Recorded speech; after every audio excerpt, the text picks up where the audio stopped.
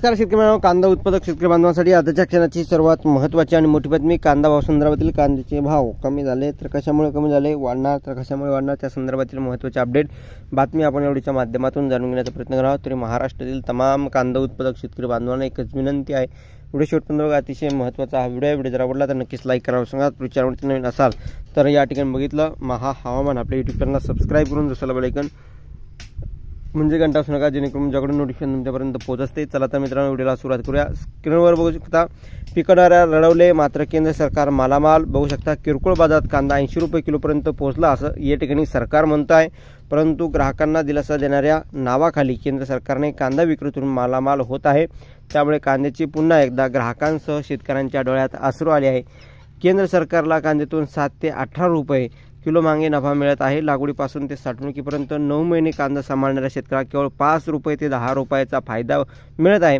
कांदे दर वाढले असले तरी तो फायदा शेतकऱ्यांपर्यंत पोहोचला नाही. सध्याचे भाव जरी तुम्ही म्हणत असाल वाढली, परंतु शेतकऱ्यांपर्यंत मुळात तो कांद्याला जो भाव भेटत आहे आता सध्या तो भेटला गेलेला नाही.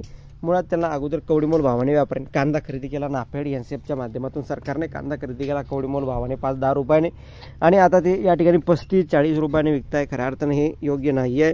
कांद्याचे बाजारभाव नियंत्रण ठेवण्यासाठी केंद्र सरकारच्या वाणिज्य मंत्रालयाच्या ग्राहक संरक्षण विभागाच्या वतीने दरवर्षी किंमत स्थिरीकरण निधी अंतर्गत कांद्याची खरेदी करण्यात येते. यंदा नाफेड व एनसीएफ या संस्थेमार्फत 16 ते 30 रुपयापर्यंत 24 रुपये सरासरी दराने कांदा, 16 ते 30 रुपयापर्यंत 24 रुपये सरासरी दराने 5 लाख मेट्रिक टन कांद्याची खरेदी करण्यात आली होती.